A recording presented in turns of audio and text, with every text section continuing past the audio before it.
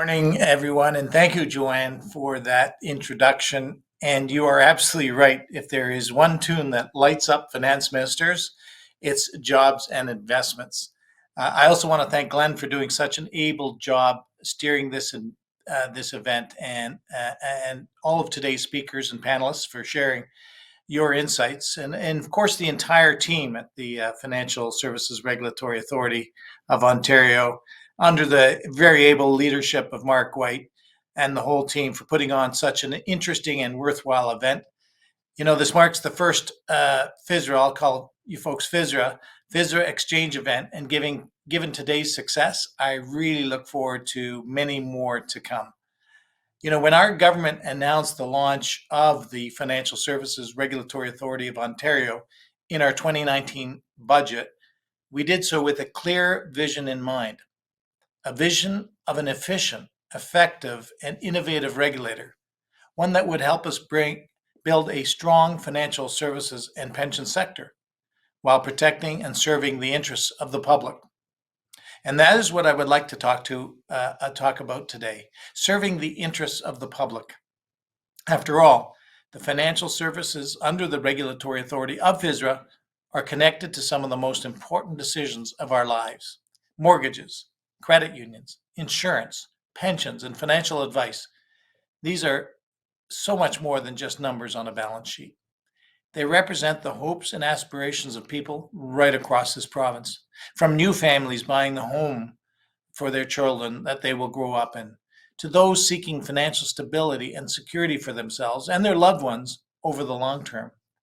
You know, I am really extremely proud that FSRA has never lost sight of who you serve and how that insight has come to inform your work, from consumer protection to innovation to making Ontario open for business, by operating as a principles-based regulator with an outcomes-based focus rather than a rules-based approach that prescribes behavior, with initiatives like the auto insurance test and learn environment, anticipating the soon-to-be proclaimed new credit unions legislation, new whistleblower protections, and the consumer education campaigns for those shopping for a mortgage, and of course, the implementation of financial planner, financial advisor title protection, soon to be proclaimed.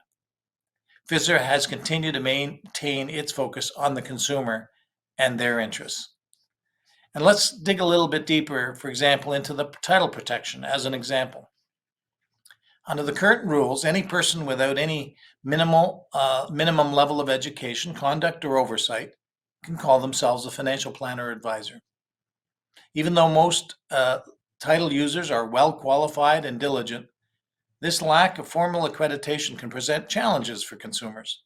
And that's why we have mandated FSRA to implement this initiative. And you'll be hearing much more about it in the weeks ahead. As one of the champions of our government's effort to modernize government through our Ontario Onwards Action Plan and our digital and data strategy, and thank you, Joanne, for mentioning that, I'm particularly heartened by the steady progress FSRA has made to digitize and adapt the latest technologies. Through this work, we are harnessing the latest technology to modernize our processes and deliver critical public services more efficiently. And this is of particular interest considering the lessons we have learned from the pandemic, including the need for more online, convenient options for consumers. I also want to take this opportunity to show my appreciation for the way that FSRA stepped up during the pandemic.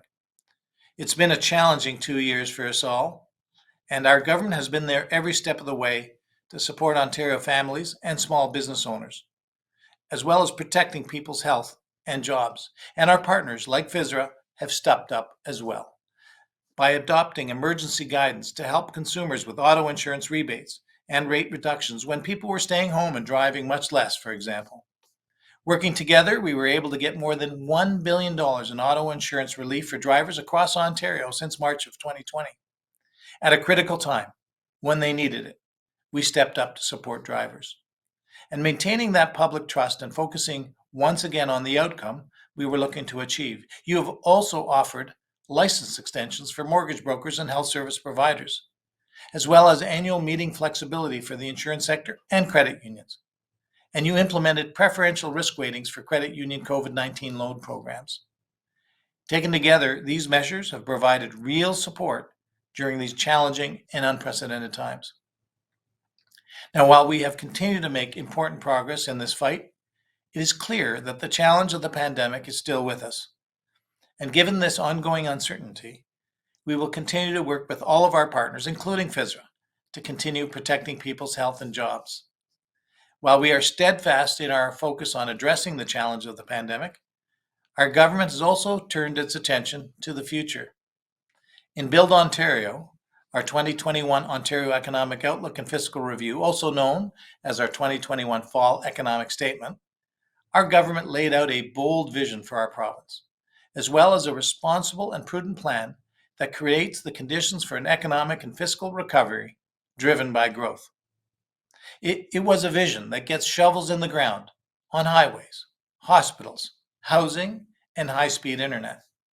A plan that harnesses our manufacturing capacity and provides access to critical mineral resources in Ontario's north, while providing resources to train the next generation of skilled workers. Build Ontario was an important step, but it is by no means the last step. Right now, myself, my parliamentary assistants, MPP Bauma and MPP Parsa, as well as MPPs from across our government, are leading the consultations that will help inform our 2022 budget. During these consultations, we have heard ideas from Ontarians from all walks of life, from all corners of the province. Ideas that will help us lay a strong, stable foundation for Ontario. A foundation that workers, business owners, and families will build on. And a core plank in that foundation is attracting business investment, generating growth, and creating jobs. That is why driving innovation in the financial services sector is so essential to our vision for the province. And as Joanne pointed out, there is still remarkable potential to be unleashed in our financial services sector, and we rely on initiatives like FSRA's new Innovation Office to unleash this potential. I was particularly encouraged to see that FSRA's Innovation Office released a set of principles and a framework to standardize the review process for new ideas, products, and services. This framework helps support entrepreneurship in Ontario by working with them to develop their ideas in a sustainable, responsible, and accessible way, while maintaining consumer confidence in financial services. It's really hard to believe, given everything that you've accomplished in such a short period of time, that FSRA is still a very young organization. But you have already revolutionized the way non-securities financial services and pensions are regulated in Ontario. Your work will play an instrumental role in Ontario's economic recovery and growth well into the future.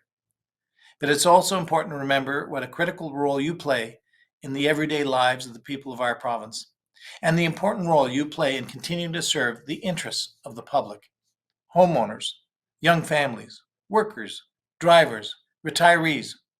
They are the ones who benefit from the outcomes of our outcomes-based approach. In closing, I also want to thank all of you for your efforts and sacrifices throughout this pandemic. I know this has not been easy, but together we will get through this so we can focus all of our energy and resources on economic recovery. Again, thank you for inviting me to FSRA's first exchange event, and here's hoping for many more successful events to come. Thank you, and I'll pass it back to you.